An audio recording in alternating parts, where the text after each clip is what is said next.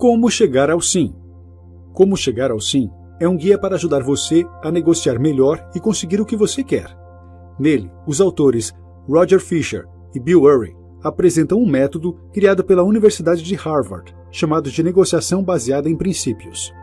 Se seu objetivo é fazer negociações vencedoras para ambas as partes e evitar conflitos, nós preparamos este microbook para você. Aqui ensinaremos como lidar com os fatores emocionais de uma negociação, entender os problemas da outra pessoa e como encontrar um lugar comum para fechar a venda. Descubra um novo jeito de negociar. Uma negociação conta com 2 componentes fundamentais. O primeiro é simples, o que você busca alcançar daquela negociação. O segundo é muitas vezes ignorado, é o como você negocia, ou o que refere-se ao conteúdo da negociação em si, como por exemplo vender um software ou comprar um carro. Por outro lado, o como é tão importante quanto, e muitas vezes negociações não se concretizam por causa dele, e não em razão do o que. A negociação tradicional funciona assim. 2 lados que têm posicionamentos contrários conversam, encontram um preço ou resultado comum e terminam a negociação. Esse processo pode seguir por 2 caminhos distintos. A negociação suave, em que ambas as partes evitam o conflito, e a negociação dura, na qual ambos se conflitam. Numa negociação suave, uma das partes acaba por aceitar a oferta da outra, mas posteriormente este pacifismo faz com que a outra parte se sinta ressentida e explorada após a negociação. Por outro lado, em uma negociação dura, desiste primeiro aquele que tem menor capacidade de resistir à pressão. Além disso, essa abordagem prejudica os relacionamentos entre as pessoas e ambos os lados terminam exaustos. Entender o processo de negociação é essencial, pois ele não é um processo perfeito. Uma vez que você entrou em uma negociação, é preciso saber que ambos os lados saem de uma posição inicial. Ao longo da negociação, não é possível voltar à posição inicial. A cada vez que você muda sua posição, você não pode voltar à posição anterior. Esse processo é ineficiente e faz com que as negociações demorem, afinal, nenhuma das partes vê vantagens em tomar uma decisão rapidamente. Para resolver estes problemas, um novo método de negociação foi desenvolvido e aprimorado na Harvard Business School. Ele é chamado de negociação baseada em princípios. Nesta modalidade de negociação, cada lado toma decisões lógicas e busca um resultado que beneficie a todos. Aqui, em vez de assumir posições opostas e então pechinchar, os participantes tentam seguir um conjunto de instruções que os guiam em um processo eficiente, buscando um acordo lógico, em que o relacionamento entre as partes é melhorado ou pelo menos não piorado no final. Geralmente entramos conscientemente em uma negociação com o foco no o que, mas caímos no piloto automático em relação a como as negociações devem ser cumpridas.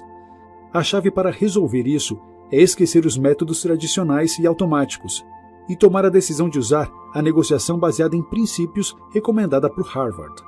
Vamos juntos descobrir a negociação baseada em princípios? Entenda as emoções da outra parte. Nós tendemos a acreditar que é muito difícil ser objetivo em uma negociação. Nós envolvemos emoções nas conversas, o que podem afetar a nossa comunicação e até mesmo afetar como percebemos a comunicação dos outros. Por isso é importante se lembrar de que os negociantes dos 2 lados são pessoas. Eles são afetados por emoções, experiências passadas, preconceitos e qualidades. Algumas vezes, o ponto de vista emocional é mais importante do que o conteúdo da negociação. Ambas as partes podem estar preparadas para a batalha. A chave para resolver esse problema é tentar reconhecer essas emoções e suas causas. Pare e se pergunte: como se sentem os envolvidos na negociação? Eles estão com raiva? Desconfiados? Em vez de tentar adivinhar o que passa pela cabeça da outra parte, deixe seus sentimentos claros e peça para que eles façam o mesmo. Fazer isso com uma linguagem clara e simples vai ajudar ainda mais, porque o outro lado não vai se sentir na defensiva. Existem algumas vantagens no fato de o negociador ter emoções. Especificamente, você pode deixar seu caso mais real para a outra pessoa, explicando os efeitos reais que aquela situação gera em sua vida.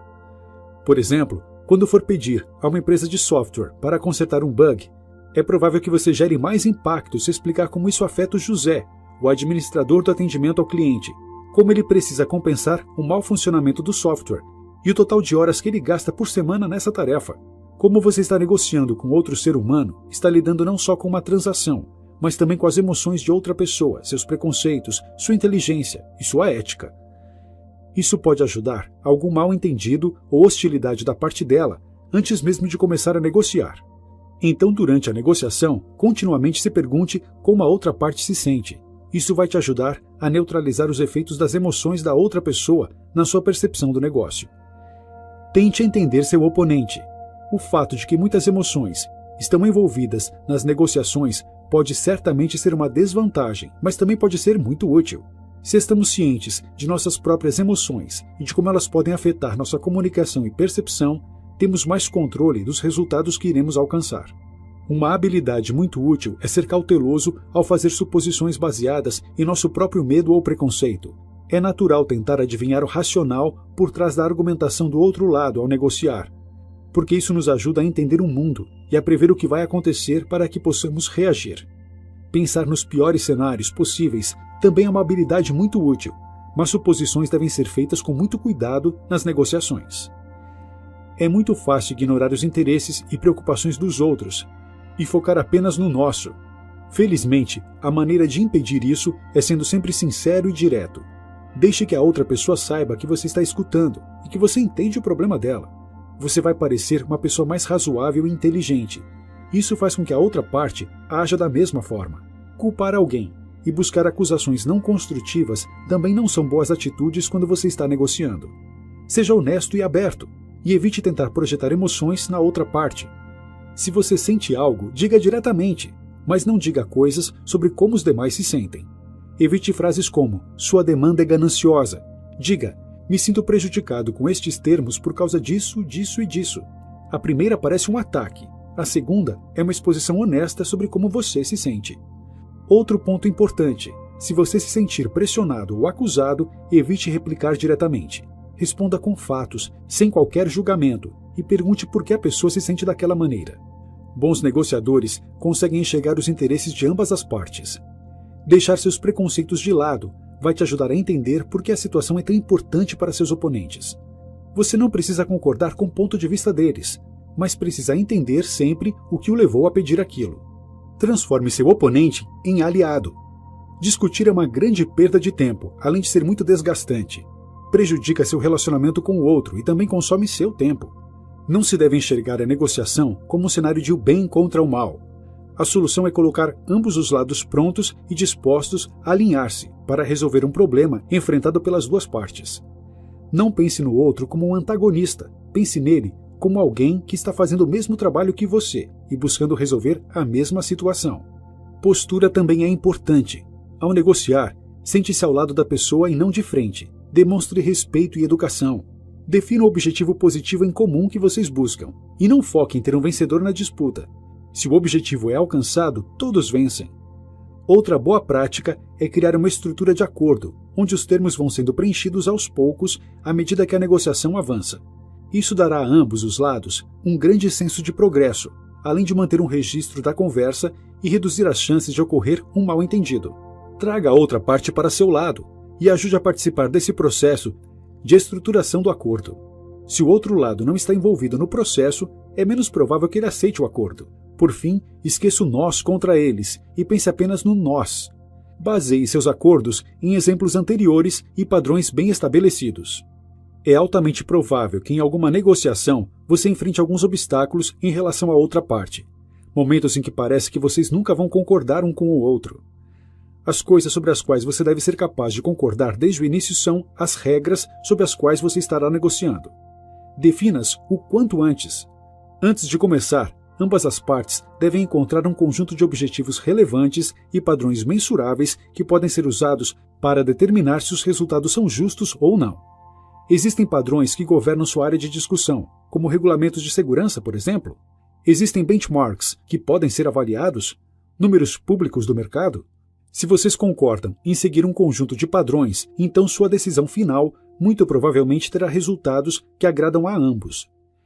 E se você busca precedentes existentes, você provavelmente se beneficiará das experiências de muitas outras pessoas que passaram pelo mesmo processo que você.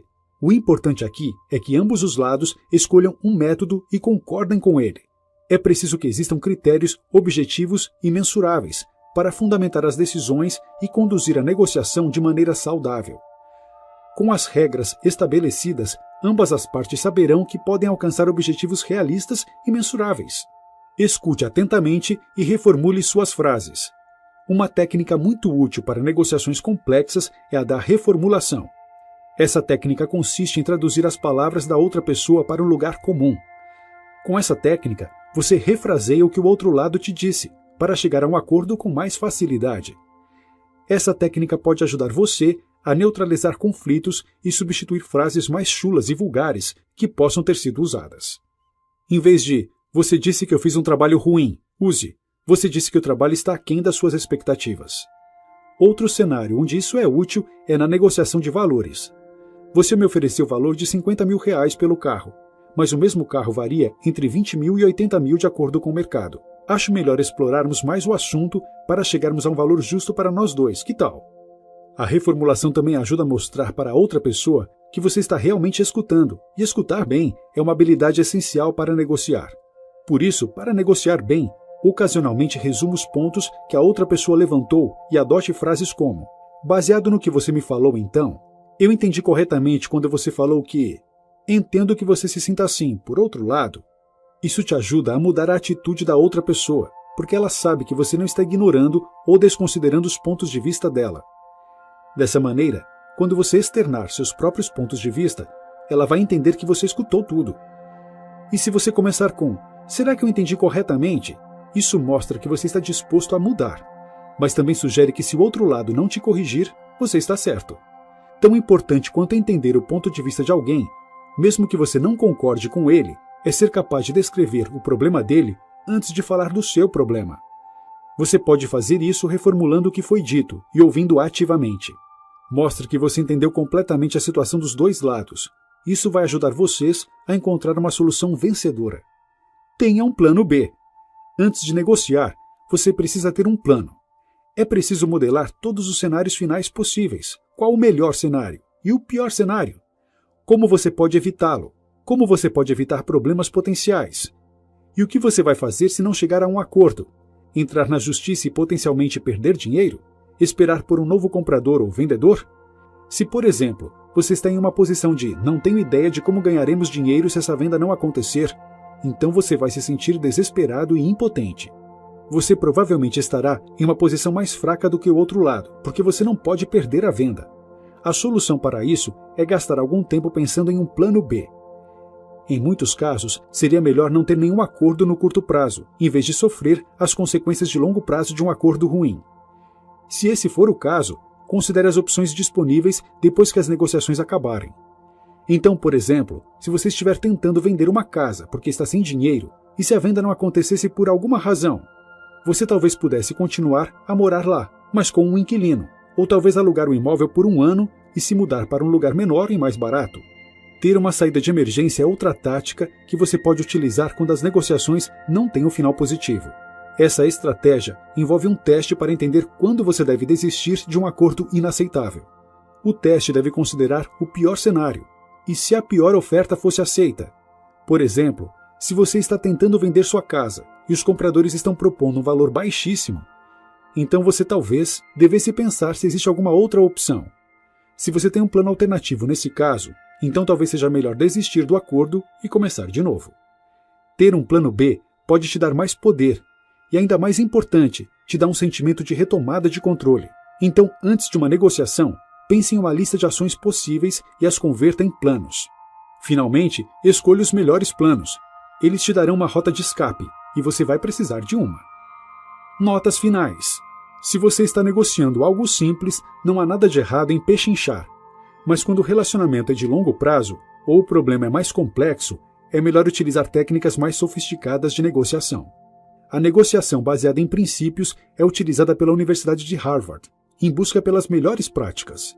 Seu objetivo é que os participantes negociantes trabalhem em um acordo que traga benefícios para ambas as partes, em vez de terminar a negociação com um vencedor e um perdedor.